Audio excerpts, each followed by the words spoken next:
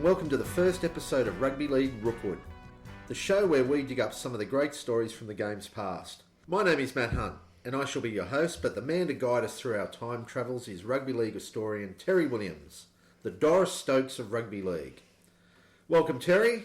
Now, just explain how the show came about and what you want to cover. Yeah, g'day, Matt. Well, there are so many wonderful stories that have been forgotten, so many treasures from the game's past that deserve to be dug up and shared again with fans of the game. The full human spectrum and triumph and tragedy, heroes and villains, humour and drama and controversy, they're all mixed up and they're so rich that, as I said, it's too good not to share.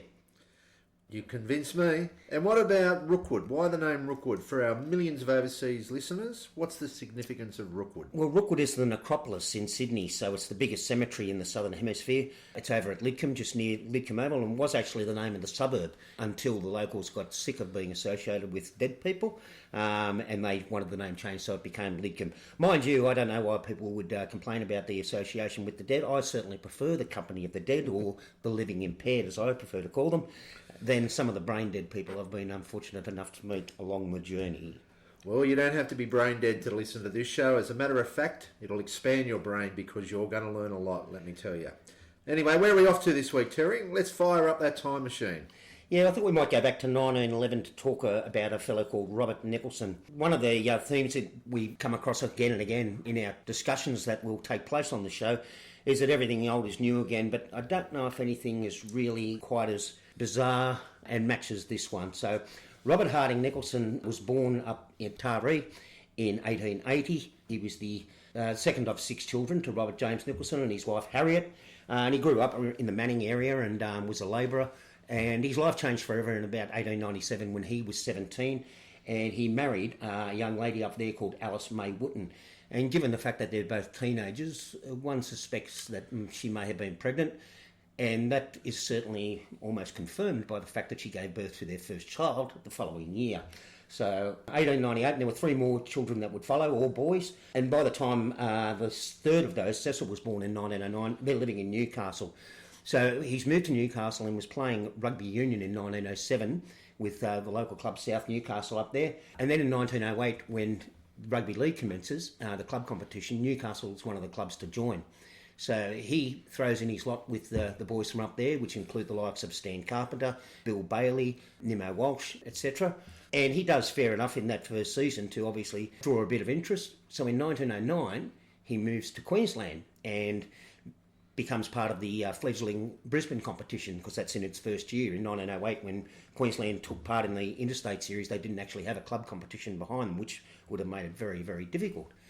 So anyway, Nicholson's up there in 1909, and straight away he's picked for Queensland possibles and probables in a trial, and then represents the state against New Zealand and against New South Wales, and he's also picked for Australia in the test match in Brisbane. In those days, it was usual to include a couple of locals, Queensland, maybe not so much on merit, but certainly to help foster the game. And Nicholson was one of 3 players who was selected for Australia as they won that test match up there against the Kiwis. And he follows it up in 1910 by being selected for Australia again, Queensland and Australia again, against the Great Britain side that was led by James Lomas, the first British Lions that came down under. So, obviously he's a bit of a local star, but before the 1911 season starts, his fortunes take a little bit of a turn for the worse, because whilst he's been in Brisbane, he's been either working for tax purposes or he's using the alias of Alfred Nichols off the field. Whenever he's picked, he's always listed as Nicholson in the papers, but off the field he goes by Alf Nichols. And Alf Nichols has married a local girl up there, and this causes him a little bit of a problem when it comes to light, so he's charged by the courts with bigamy and desertion of his family down here, and has to appear. His defence was that he thought his wife, Alice, in Sydney, had passed away at the time.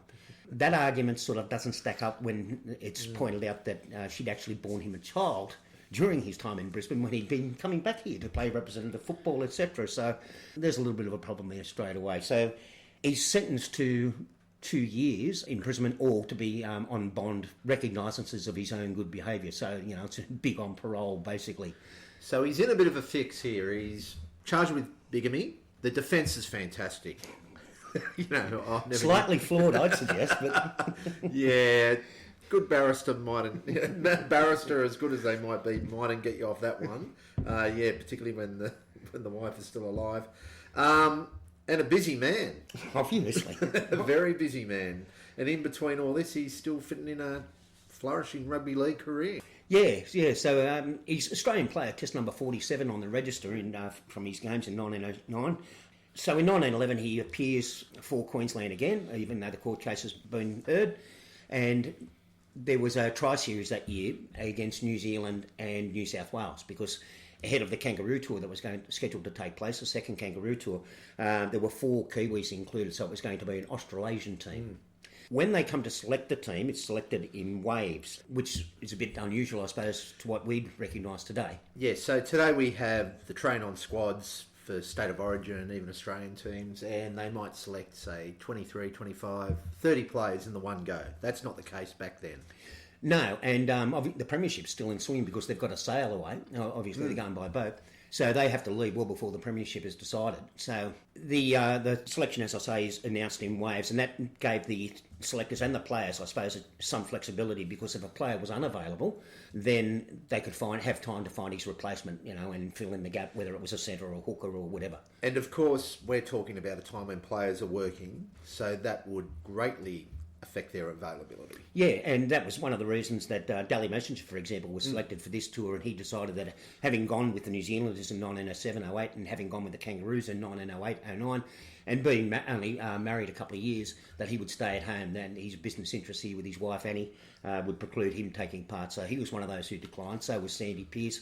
And the other one who didn't decline, but whose selection was not endorsed, was our mate Robert Harding Nicholson. So the New South Wales Rugby League, which was putting up the money for the tour, Queensland and New Zealand didn't have two bob between them, basically. And the New South Wales Rugby League was flying after the visit of the Englishmen in 1910. They made an absolute bundle of money. So they were putting up the cash, and obviously they wanted the final say in who goes, and Nicholson's not picked. Bob's not endorsed by the management committee? Yeah, Is there a reason why? Obviously, the bigamy and the charges, the elephant in the room, but that's never mentioned in any of the papers, which is amazing, and it just says that on merit, they thought he may have deserved selection, but they thought that at least one of the other Queenslanders, particularly Woodhead and McGregor, the fullback, Woodhead, who was a centre or winger, thought they should have been selected. And it's got to be said that in terms of fostering the game and trying to develop the game in Queensland, it's a pretty poor way to treat one of your partners, a junior partner at that, and would certainly give rise to a lot of the Queensland conspiracy theories that abound in the 21st century. But so in these early days, we're even seeing a little bit of politics happening in representative teams. Well, it's ever been thus, I'd suggest. That's right, exactly. So, yeah, he's not endorsed, and in 1912 he plays his final game for Queensland. They get touched up again by New South Wales, 65-9, and that was the same score as the year before, so remarkably. So after that first game, the Queensland selectors decided to put a broom basically through the team and make some wholesale changes, including Nicholson.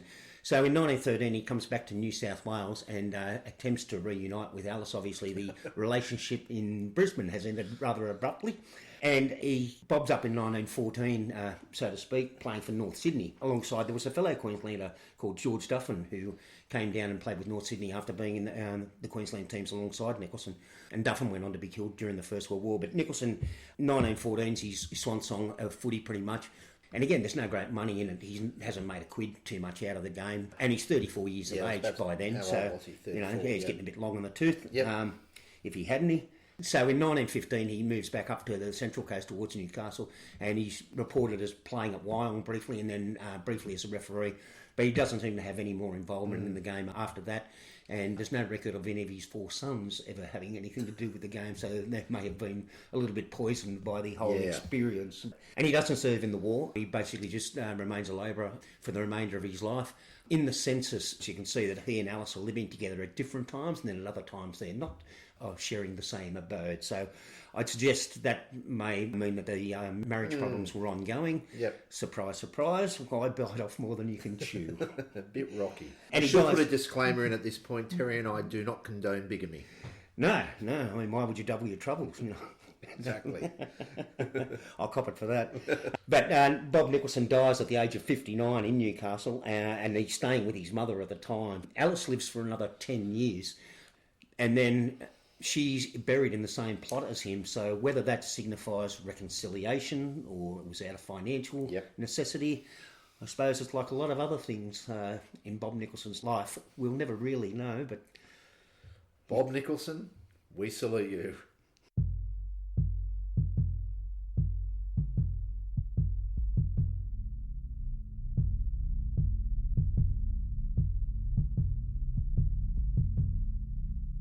Welcome back to Rugby League Rookwood. Our next segment is something we like to call Quirky Corner. Rex had Controversy Corner. We'd like to have a look at some issues of the game in its history where a little bit left of centre, a little bit quirky. That's the best way to describe it.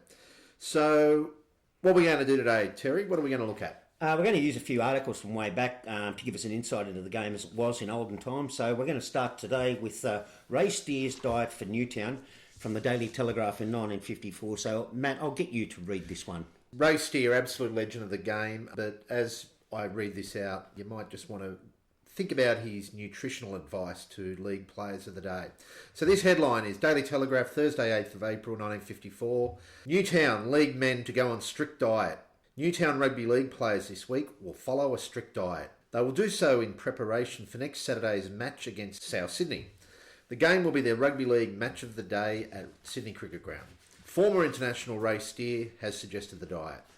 Stehr has been invited to assist in coaching the Newtown forwards. He said, "I want the Newtown players to dry out on Friday and Saturday." The proposed Newtown diet made the late Todd Morgan one of the best conditioned performers in boxing.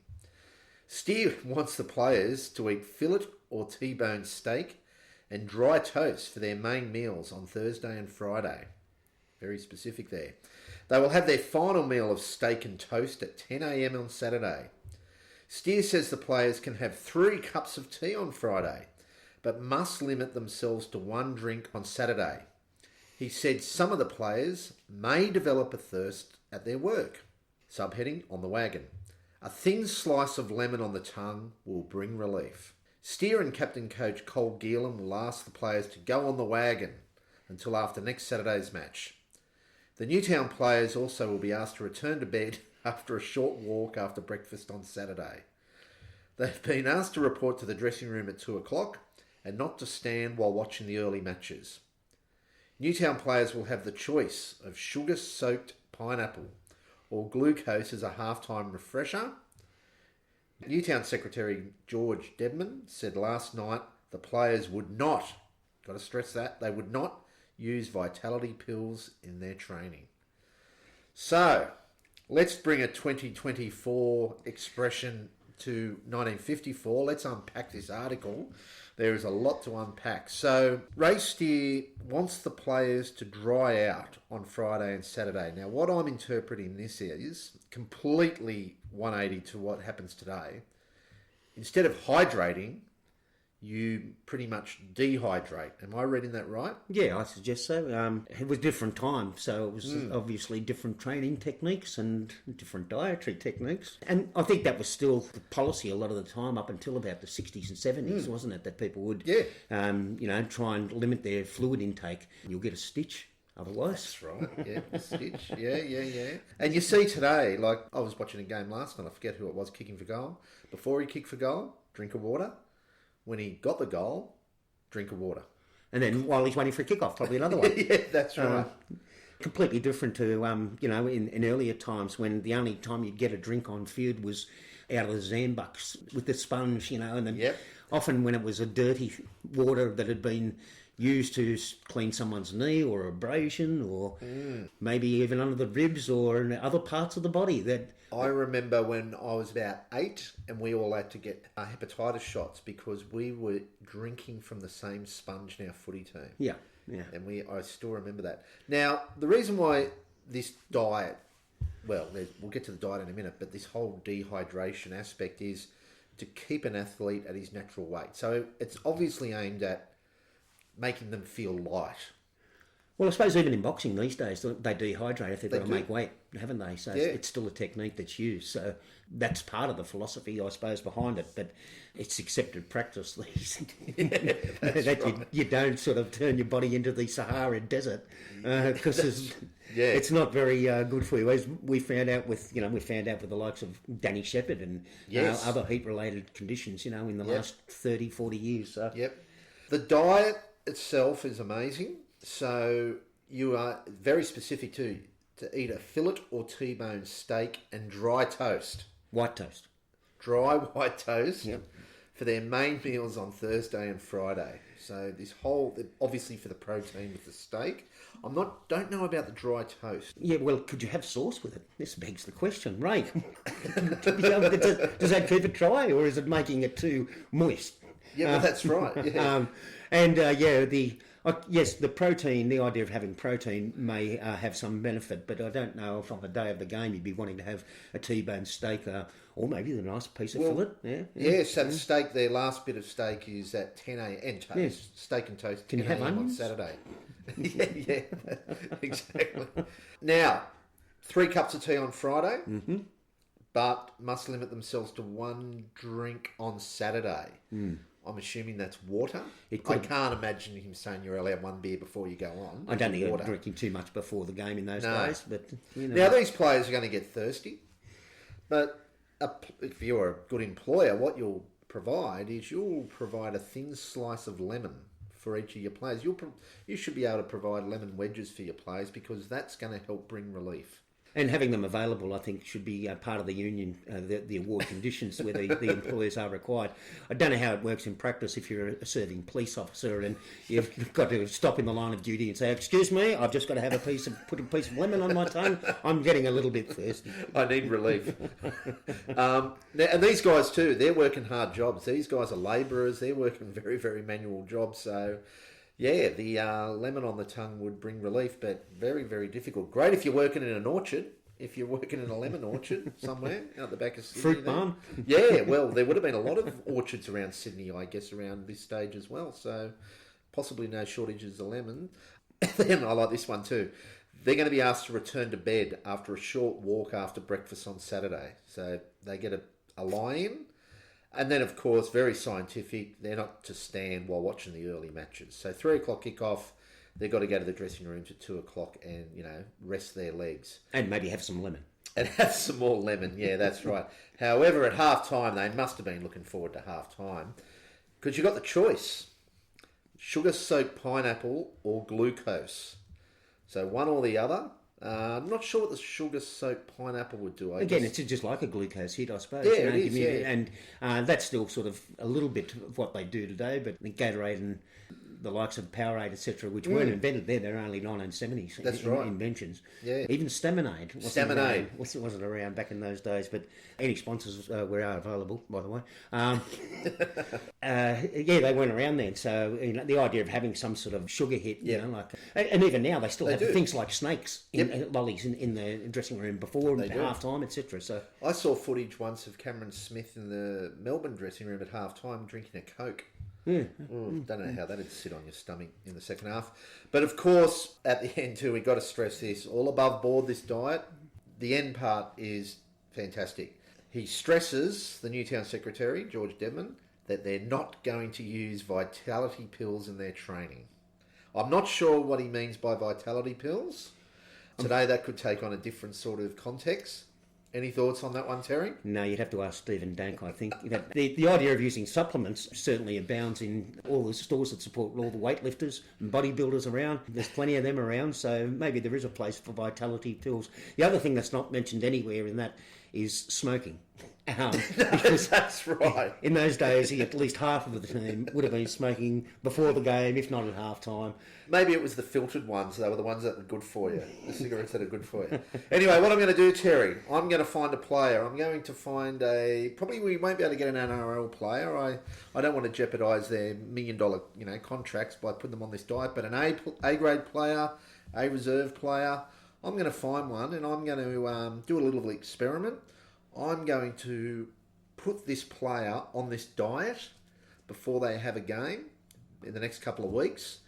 And we're going to speak to that player, and we're going to see if the diet worked, because the diet actually did work, didn't it? Well, it finished as 20-all draw this game. It was ahead of the Newtown playing South Sydney early in the season.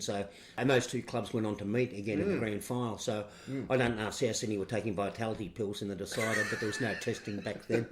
And the report I read for this match of the day, this one against South, they were commended for playing enterprising football. So you don't need vitality pills to be enterprising, that's for sure.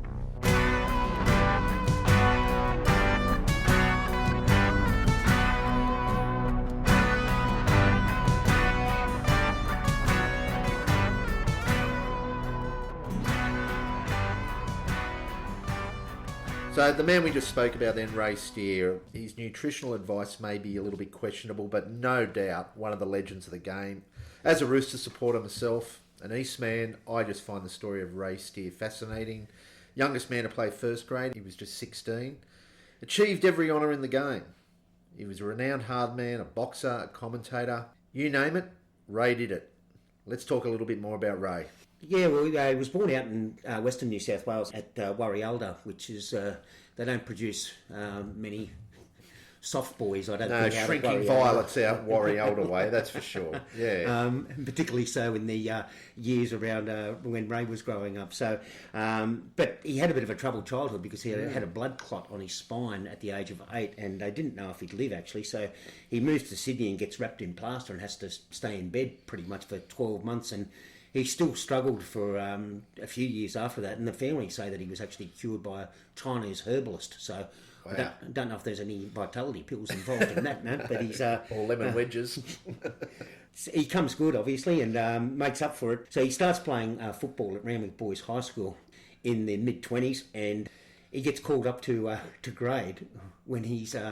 about 15, 16 years of age, and plays in a tour match against one of the country teams to start with, and then makes his first grade debut in 1928 in round 1 at the age of 16, and he's still the youngest ever Rooster to appear for the club. So straight away he was a bit of a child prodigy. It took him a few years to establish himself in first grade, as you know, you could probably understand. It's the age of 16. 16. The depression's on. There's a lot of hard men around. Yeah. You got the South Sydney pack had the likes of Treweek and the O'Connor brothers. And then on the rep scene, you've got the Queenslanders with Steinhort and Madsen and Armbruster. And when you look at the photos of those blokes, you know, they look hard. You know, like... and later on, Frank Curran was another one who was a big fella from South Sydney and a copper as well. And then later on, you've got the likes of Bumper Farrell and, you know, like hard men for a hard era in the depression. So, and the game was beset by violence to a large degree then. Yeah, it's about intimidation. Yeah. Well, particularly in the forwards. Absolutely. And when you're playing for a winning bonus, and that's what determines how much you're going to get, then being able to nullify the opposition's strengths, particularly in the area of scrummaging, because that was the battle for possession, and there were so many more scrums than there are these days. I mean, these days scrums are just a chance for blokes to cuddle each other and have a bit of a rest. Yeah. Well, back then it was a legitimate contest. And some of the things that happened in the scrums, when you speak to those old guys, those old players, about the tricks they used to do in the scrums, putting garlic on their face and smearing it against the opposition prop, it's horrific. And the scrum count in those games was, you know, up towards 50 a game. Yeah. So you certainly earned your money. They were called the pigs a lot of the time, and the backs were looked on as the racehorses and thoroughbreds. But the guys up front who would determine a lot of the time whether you were going to win the game, you know, win the ball and win the game. And this is just amazing. He's doing this at the age of 16 after that early onset of illness. Yeah. So by about 1930, he establishes himself with the Roosters, and then it's a good time to do so because they're just about to enter a golden period. You've got some other wonderful young players coming through, the likes of Dave Brown, when he still had hair. Other guys who would feature in that mighty team they assembled in the 1930s, so the likes of Sid Joe Pearce, who was Sandy Pearce's son, Harry Pearce, no relation to the others and a different spelling. Andy Norval was the lock. Viv Thickness, Ross McKinnon, etc., etc. Even Jack Coote, Ron Coote's father, was one of the fringe members of that team, but he was flat out getting a look in with all that talent in front of him. This is a golden era for the tricolours as they were then. Yeah, so they made the semis just about every year. It's not until 1935 though that it clicks for them when they win the premiership then, and then they win 3 in a row. 35, 36, 37, and, have a mighty team. And then they win again a couple more times during Ray's career there. But, yeah, that team of 36, 37 was an unbelievable side, and I think there were 8 of them actually selected for the 1937-38 tour, but only 7 got to go because Fred Toddy, the winger, broke his ankle early on. So Ray's blessed to be amongst that. Yeah, and he's the leader of the pack in every which way for them, right. And he's got the approach of take no prisoners and cop no shit from anyone, and even a little bit of Noel Kelly's famous retaliate first, retaliate. And he did that on the club scene and on the representative scene too. Yeah. So most famously, I suppose, in 1936 in the Ashes series against Great Britain, he and Jim Arkwright, the British prop, were both sent off in the first test and the third test, and Australia won the first test quite comfortably, 24-6 I think it was, and everyone patting Ray on the back and saying, well done mate, you took him out, as well. When he tried it on again in the third test and Arkwright cleaned him up, he didn't look so good. Ray had to be helped off the field. He always said that he was acting, but a lot of people said, I don't know if that was the truth. Yeah. But as Ian Head said in his wonderful book about the Roosters, he said Ray would have looked a lot tougher and smarter if Australia had won the game and the Ashes. Yes. But it wasn't to be, and they didn't win the Ashes at all during his time wearing the green and gold. But 2 kangaroo tours for Australia, and he was no mere biff merchant either. Like in 1936, in one of the, it might have even been the premiership final, I think, he ended up scoring what was considered the try of the year, and the ball went through about 80 metres, covered about 80 metres, and through about 7 or 8 sets of hands, but he was the one backing up at the end, of this marvellous flowing movement, and that just speaks to his athleticism and skill, I suppose. His mobility. Yeah. So, and he was obviously the leader of men because later on he becomes the captain and coach. So he's a champion on the field, great player, one of the Roosters legends, but it's really off the field as well that really needs to be spoken about with Ray because he was involved in everything. Yeah, well, he had pedigree that went all the way back to 1908 because he married the daughter of Wally Webb. And Wally Webb had been one of the pioneer Roosters, or tricolours as they were back then, and then later served a stint as both secretary and as president of the club after being a player. And he was the manager of the 1933 Kangaroo Tour, which Ray went on. Ray hadn't married Wally's daughter Gwen, her name was. At that stage, they married about 1938, but he must have got on well with the manager and kept in his good books. That's right. Again, Wally Webb had great pedigree and connections as well because he was the uncle of Jack Fingleton, the famous cricketer who opened the batting for Australia during the Bodyline series and was a fine player in his own right during the Bradman era and later became a prolific political and cricket writer, more political than cricket, but cricket was obviously something that he was very good at and wrote about passionately. But yeah, so Fingleton and Stehr are all part of this Wally Webb connection, and there's a real connection there, and that may have helped him at times because he clashed notoriously with Jersey Flegg. He seems to be the sort of guy that called a spade a shovel.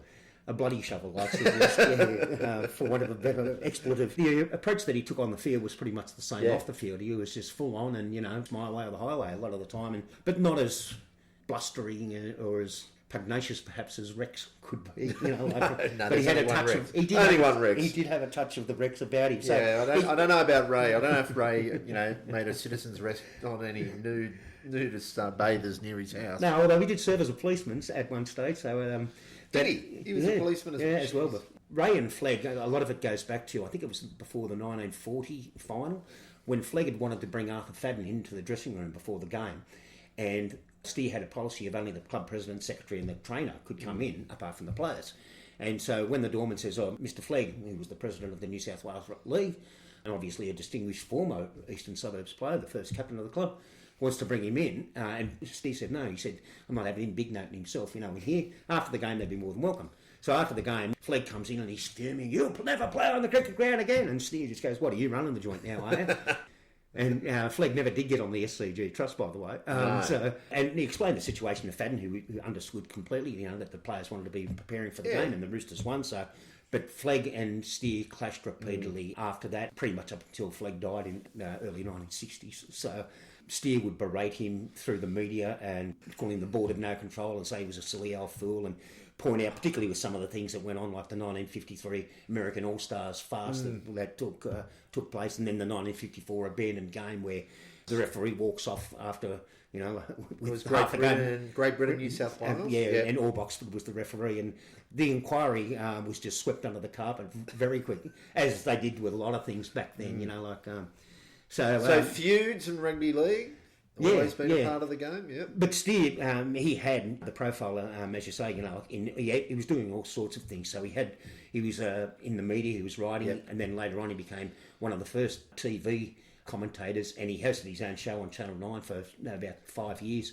on game days where he'd preview games and do reviews, etc., etc. I'd love to see some of the Oh, that'd be fantastic. Wouldn't that be great? But he also was served a long stint as Eastern Suburbs Club president. He served as coach for country teams and for the Roosters, and even had 2 seasons at Manly in 1947-48 right, when they started. I don't know what was going on there. He must have had. He was a nutritionist for Newtown. For Newtown as well, for hire, I think, because he helped a lot of other clubs. You read media reports at the time, and a lot of clubs would bring him in as a forwards coach because obviously he was recognised as the generalissimo of forward play. And he got into boxing too. Yeah, he and took on Herb Narvo. Not a smart move, taking on Herb Narvo. And there was only one way that was going to finish. But yeah, look, he fancied himself and had enough gumption to get inside the ropes against Herb, but good luck with that. Also worked as one of the first player scouts for English clubs. So before the transfer ban after the war, he lined up for Trevor Allen and Rex Mossop to go from rugby union over to the League Club in England. He was acting as a scout for them. And I'm sure he got a sling for that too. I think. So he's really ahead of his time in a lot of things. He's basically a player manager. Yeah, in some ways, but only doing it, like here and there. He also helped organise players for country clubs. So if guys from the city wanted to go to country clubs, he'd help facilitate that sort of stuff too. Most famously, when Clive Churchill signed a contract with Illawarra that he then backed out of and was going to go down and play in Wollongong.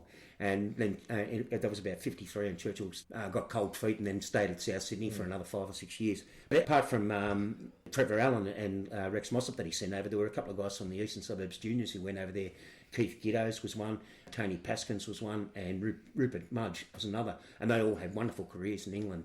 And Giddos came back to be involved with the New South Wales Rugby League for many years as an administrator as well. You can tell we're talking about a different era here. Terry just said Eastern Suburbs Juniors. Yes, there was such a thing once upon a time. His media career with Rugby League, you mentioned he had the sports show, but he was the commentator? Yes, as well. So controversial and forthright as you'd expect. He was Rex before Rex. Yes, yeah. And as a Roosters supporter, East supporter, what I like about Ray and what he really should be known for, he came up with the expression, East to win. Yeah. Well, he was a passionate East man, and he supported things like the change in jersey design, which was based obviously on the French team, even though that came from Wally O'Connell and a lot of the players. But he supported that, and he thought the club should move with the time. So, and again, that just brought him into conflict with Flegg. So he worked for many years after being a policeman. He worked for the United Licensed Victuallers Association, I think it was. So basically, he had to go around and just check on that they were buying their spirits, so etc. And not a bad job going to visit pubs in the days before random breath testing. And we saw a photo the other day of him at the Dolphin, Surrey Hills there, taken in the 80s. Yeah, it would have been just before he died, I'd say. So Bumper Farrell's there, and Bumper dies in about 85, I think, as well. So Bumper's got a cigarette and a half-empty beer glass in his hand. Keith Holman, who doesn't drink, is holding Ray's glass while Ray is holding some little pussycat there. I don't know if it was the house cat or it's just a metaphor for what he was going to do if he got his hands on. Even in their elderly years, those men in that photo, I'm sure people just left them alone. They all had smiles on their faces, which is good to see too. Anyway, thanks, Terry. That's fantastic. Ray Stehr, what a man, what a player, what a legend. Good on you, Ray.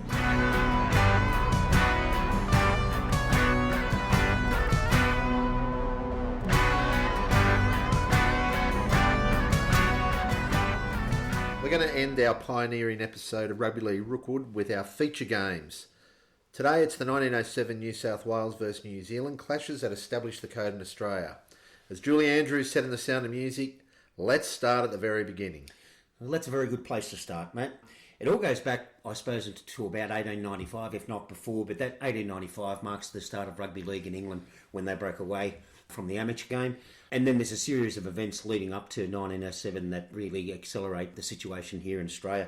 So 1905, the first All Black tour takes place of England, and The Kiwis go over there, the amateur All Blacks go over there, and they see that there is another game of rugby being played in the north of England, and a lot of them are the best footballers, and they're getting paid to play rugby, whereas the Kiwis, the New Zealanders, are on the bare pittance. A lot of them have had to forsake jobs, and it costs them financially to go on the tour, even though they win fame and for their country, and they also brought back a fortune, but they weren't entitled to a cent of it under the amateur rules that were imposed by the international body at the time. So the manager got a big bonus. I was going to say, where's that money going then? It goes into the coffers of the New Zealand Rugby Union. Coffers in inverted N. Central revenue, I think they call it. Right, yeah. Wow. So obviously the players then think, well, hang on, we should be getting some of the money if we're generating this revenue. And that sentiment was very much in Australian cricket, which is why the Australian cricketers had always controlled their own tours of England from 1878 when they first went over. They were the ones who put together the money to pay for their own enterprise to go over, and they reaped the benefits, financial benefits of the tour. So it was everyone in and everyone gets their fair share. So, for example, when Victor Trumbull went in 1899, he was originally only going to get a half share because he was the last minute addition to the squad. But within 3 games in England, they went, actually, this guy is going to be pretty important. We're going to give him the full whack. Yep. And cricket is very much important in what's going on here, because in 1906, you've got the first attempt here to centralise control and set up an Australian cricket board. There had been one earlier incarnation in the 1890s, but got nowhere. So in 1906... guys like Ernie Bean and Billy McAlone in Sydney, they really start to get their hooks into taking control of Australian cricket, and particularly the tours overseas, because that's where the money was. Yeah. A lot of the time here, the grounds and the association, local bodies, they were just getting the benefits. So Sydney would do well out of their test matches. Yep. Melbourne would do well out of their test matches. Adelaide would get 1 test match, and there were no test matches in Brisbane or any other states at that time. No. This issue of money and where it goes for players in both cricket and rugby is very much prevalent at the time. So in 1906, after the All Blacks come back to New Zealand, some of them come over to Sydney for representative games, and they meet with some of the Australian footballers who are here, and there's big crowds, and again the question of where does this money go. Yeah. And so the discussion takes place about maybe there should be a professional tour over to England, and we can try and make some of that money ourselves and do like the cricketers do, because the Australian cricketers have done very well financially out of the tours. So when the New Zealanders decide that they're going to go, and that's down to largely down to Albert Henry Baskerville and George Smith, the great All Black, and who was also a noted runner, hurdler, even a jockey at one time. So George Smith is in Auckland, Baskerville's in Wellington. They are the ones who get it together, and they organise the team, get a lot of opposition in trying to do so, but they managed to secure a couple of that famous 1905 team, All Black team. And they're going to England, and on the way, the likes of James Giltland and Vic Trumper and Henry Hoyle, Peter Moyer, Alec Burden, etc., they're all meeting around in Trumper's Market Street sports store, which is now where the entrance to David Jones is there. And they say, why don't we get a team together to meet these blokes, and we start our own professional rugby show. So, and the fact that Trumper and Giltland are involved, they know each other through cricket, just again underlines the link between the two sports at that time. Anyway, so they're coming over. They managed to get together. The reports say it was 100 footballers who had put their name down. Only 20 are selected to try out. 2 of those then drop out after the team photos taken, which caused a few problems when Darb Hickey, one of those, is later selected for the Wallaby Tour. But when he goes over there and they go, weren't you? And he goes, no, that was my brother. He said it was his brother who was picked. Must have been his twin brother. But anyway... so the New South Wales team for the first game is selected, and it should be pointed out, these 3 games they played in New South Wales were played under rugby union rules, because no one had seen the new play the ball had only been introduced in 1906 in England, and the game had only been reduced from 15 to 13. And one of the main problems they had was securing a ground initially, because they wanted to get one in the Moore Park area. You really needed one there if you were going to generate the income that you wanted to out of the whole event. And because the other options, the enclosed grounds like Bursgrove and Wentworth, were too far from the city, and people are working on a Saturday morning as well. So it had to be somewhere that was central enough for them to be able to get to. So at Moore Park, we've got Sydney Sports Ground. Yep. We've got the SCG. Number 1 and 2. We got number 2, yes, that's right, SCG number 2. And we've got the RAS Showground. Showground down the end. And most of the rugby union matches were being played at the cricket ground for the real big games, or the sports ground as well for club games as well. The Showground wasn't getting much of a look in, and so two of the officials there, Monty Somber and Frank Harron, they decided that there might be an opportunity, and when Gilton approached them, they thought, if we play our cards right here, and this thing works, we're going to be able to get some guaranteed revenue. And that was the attraction for them. It wasn't so much about supporting the rugby league. So they take the chance to support them, and all of a sudden they've got the venue they want, and there's over 20,000 people can turn up for the first game. So this New Zealand team, they're on their way to England. Yep. Now, that would affect the schedule for these games because they play 3 games in a week. Yeah, so they play Saturday, Wednesday, Saturday. Because you got the half holiday on Saturday afternoon and then Wednesday afternoon. But the Wednesday afternoon, not all jobs have that half holiday. So it's a bit more difficult for some people to get to watch a game. So for midweek games, it was always going to be a lesser fixture. And you saw that in touring schedules, up until the 1990s when you had the Emus and the Kangaroos. Yeah. So the main fixture would always be on the weekend, Saturday or the Sunday, but then the midweek fixture would be when the second stringers That's right, would get a run. But 20,000 to the first game at the showground, that would have been crowded, and that's a great start. That's a big crowd to start off. Yeah, and as I say, all three of these games are played under rugby union. So the New South Wales team for that first game, Matt, you can read the honour roll there, and I'll just throw in a little bit about each of them. We've got Headley. Charlie Headley, from Newcastle, was a great fullback who later came down and played in Sydney. Stunts. John Stunts scored 4 tries for the Roosters in their first ever premiership game and later killed in action on the Western Front. Which I've been to his plaque there. I had Velair Bretner Memorial and actually laid a Rooster scarf in memory of him. About 2 years ago I did that. Fry. Son Fry was one of the South Sydney pioneers, one of the 5 blokes who started that club. Some guy called Messenger. Yeah, better known as Daly rather than Herbert Henry. Yeah. But securing him was the key to Gilton and success in getting the other players because he was the biggest name in rugby union ranks at the time. And all the rugby union guys had told Gilton, and if you want this to succeed, you should try and get Daly. And it was only on their thumbs up of Daly's mother, by all accounts, that Daly was able to participate because, again, he just played footy. It wasn't what he did. He wasn't, like a huge fanatic of the game at that time. And in fact, he'd only been playing rugby union for about 3 or 4 years because he, as a kid, he did other things. Played park footy with his mates or was sailing because they came from a noted boating family and they were down by the harbour and had the boat building business. Yeah. You can actually still go to his house today and there's a plaque there, Double Bay there. Cheadle. Yeah, Frank Cheadle, Newtown pioneer, and he was reportedly the first player to actually sign with the New South Wales Rugby League when Gilton were recruiting the players. And again, like his other winger in the team, Stunts, he died in action on the Western Front during the First World War, unfortunately. Rosenfeld? Yeah, Obi Rosenfeld was one of the great Roosters players to start with, and after the first Kangaroo tour, he met up with a local lass, I think, on tour, and he went back to Huddersfield and started for them for about 5 years, and they had a wonderful team with the likes of Ben Grinnell and Harold Wagstaff, the legendary British centre. Dougie Clark, the world champion wrestler, was in that team too, and they won all 4 British trophies before the First World War in the 1 year, and regarded as a team of all talents. They were great, and Rosenfeld was he set try-scoring records for them that set marks that Brian Bevan was never able to beat. Wow. And even some of the other wingers, great wingers who were abandoned in British football over the years, and they play a lot more games, obviously, but 87 tries or something like that in a season is just phenomenal. They played a lot of games, didn't they, back then? They played a stack of games. How do you say this guy's name? Lou Dalpage. Lou Dalpage. Easy for you to say. Yeah, that's right. Lou Dalpage, he was getting towards the end of his footballing career by this stage, and to be quite honest, his brother Jack was probably a better player, but Jack stayed in the Union ranks, and then he was killed in action during the First World War, but he became an international in Union.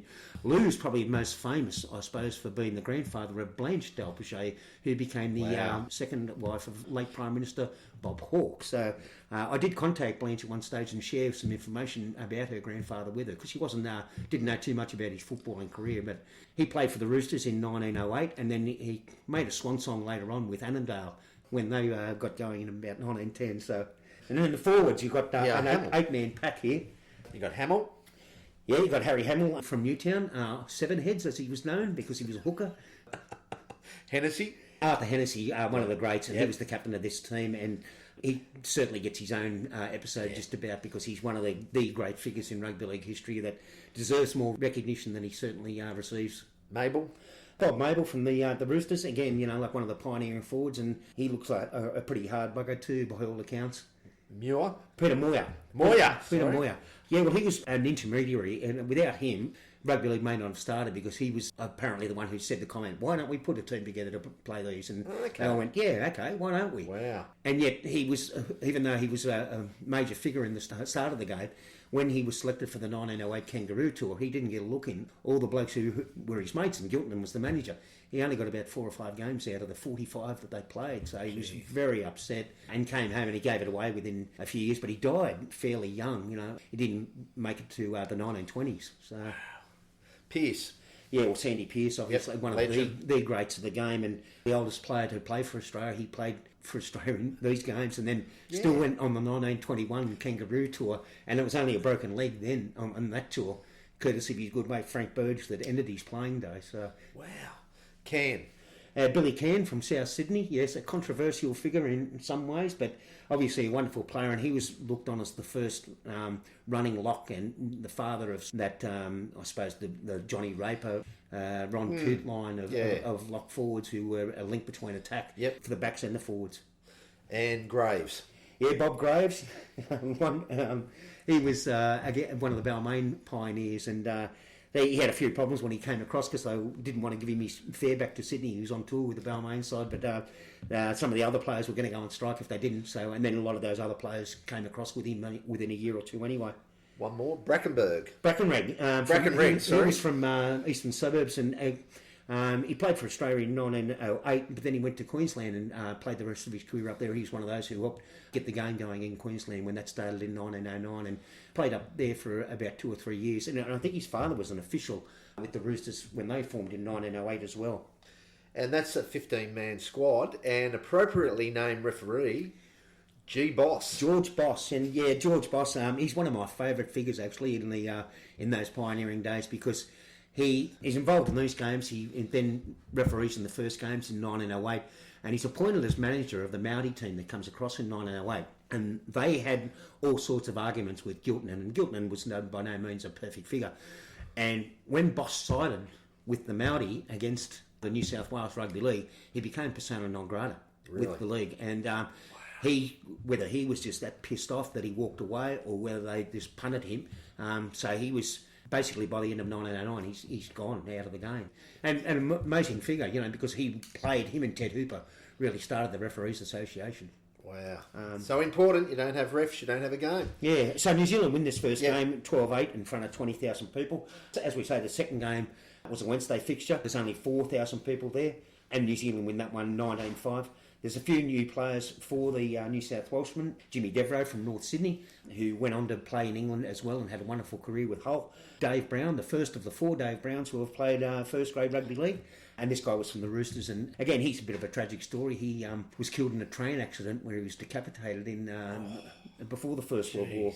Pony Halloway, who deserves his own episode. Harry Dosser Glanville from North Sydney, who was, again, a wonderful player in the early days, but he lived to a ripe old age. So he's always in those reunion photos you see of the pioneers in the 50s and that up until, I think it was in the 60s. I think Rosenfeld was the last of them to actually go. And the last two, Alf Bullocky Dobbs, wonderful nickname from Balmain. These names are fantastic. There's no Jadens or Cadens or anything like that. There's Alf, Henry, Charlie. And the last one, Tedder Courtney, who was a wonderful player by all accounts. He was actually with St George. He was going to play with them in 1908, but they didn't get a team going. So he plays with Newtown in 1908, then with Wests in 1909, North Sydney in 1910, and then goes back to Western Suburbs in 1911 and plays for the best part of another 14 years with them, to the extent that he's in 1924, his final season, he's joined in the first grade team by his son, and he's the only man to ever play in a first grade fixture in the same team as his son. So that's incredible. Some amazing pioneers there that feature in there in that second game. The third game on the Saturday, there's another 8,000 people there. Jim Abercrombie, or Mescal, he went by both names, but he comes into the team. He was a big burly front rower, and he also went on that first Kangaroo Tour in 1908, as did nearly all these blokes. So it's a clean sweep to New Zealand. Yeah, but the benefits of the game went far beyond the results. So the legacy of it really is that they've secured Daly, Yep. who's the star player. Marquee signing. Yes, exactly. So the sort of franchise player you could build the whole club around. They literally built the code around him. Absolutely, yeah. And he goes off and tours with this New Zealand team, and even though he didn't get paid, supposedly, for playing in these matches, I mean, the players got some expenses, but the New Zealanders all had to stump up their own money to pay for the tour. So, and that was £50 in. They were all required to put, which is a large amount of money. Money back then. And the story is that Gilton put that money up for him, and that was the guarantee for him to come across, which suggests that this all may have been lined up before he signed on the dotted line just for these games. And Sean Fagan, in his wonderful book, wrote The Rugby Rebellion, which tells the story of all this in greater detail than we can go into here. But he alludes to that sort of stuff because Daly, obviously, within a week, he's gone. After these games, he's gone with the Kiwis. They've gone to England. And he goes on to be one of the stars, if not the star of the team. And the Kiwis had a wonderful team. They had two of those 1905 All Blacks, as I say. Massa Johnson was in that team. George Smith was in the team. And then the New Zealanders are captained by the wonderfully named Hercules Wright. Bumper Wright was his nickname. Fantastic. But you've got the likes of Lance Todd, who their Lance Todd medal is named after. Jum Turtle, who was a wonderful player with St Helens, but then owned his own pub and gave it up to enlist in the First World War and was killed in action. I mean, you've got everything to live for, mate. And the Wynyard brothers, Rowe, there's a lot of good names there, apart from Baskerville himself and Callum, who they barely played. They took more managerial roles too. So Messenger goes and plays for New Zealand? Yes. Despite not being a New Zealander? Well, it was the Australasian principle, it's a bit like split ends or far. Yeah, that's true. Russell Crowe, and... So, and he's the star, and so he comes back and, and because he's done so well, then there's also the basis for an Australian tour to follow the next year. Yeah. But all those guys who were in those pioneering games, they've gone off, they've started the clubs, pretty much club meetings, even though the clubs don't have their formal meetings until January. Yeah. These guys have already been suspended by the rugby union. So the whole question of who's the first club is a fairly moot point because these guys are already doing behind the scenes and obviously working on who getting other players over to come and join them. Because initially they thought it might just be a 9-day wonder was the phrase used, but obviously the fact that we're still here 120 years later shows that the legacy lives on. And then so you've got that premiership legacy as well, but it's also the start of international football. That is. Because New Zealand and Australia, and then when they got to England, the Poms all of a sudden realised that having been on their own since 1895, hang on, we've got the basis here of something that's going to be much bigger in the future. And it took a long time for it to get much bigger, but you look at the Rugby League International Federation these days and the number of nations who are a part of it, either full members or affiliates, and it's astounding. And the growth that is there is just, it's something to warm the cockles of the heart. But also, too, it's just a completely different world today. You have no internet. You have no major sort of news sources. It's all about touring. It's all about getting the product out there in person. And the travel time. Enormous travel time. Yeah. And so the Kiwis, Baskerville's team, they did well out of the tour and they all made money. I think it was about £350 return per player. So, that's a fair whack. That's a lot.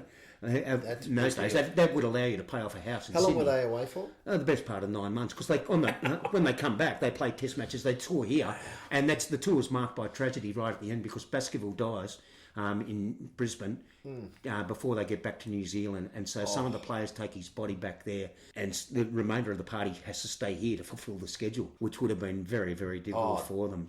But different time, and we owe a lot to those New Zealanders as much as we do to those New South Wales pioneers. So, as you said, that's where it all starts. The legacy of those games is just amazing. Yeah, and we're still here talking about it 120 years later, so maybe it is still relevant. You can contact us on rugbyleaguerookwood@hotmail.com, or you can find us on the Facebook and other social media outlets. I'm Matt Hunt. I'm Terry Williams. Thanks a lot for joining us, and always remember, history doesn't repeat, but it does rhyme. What?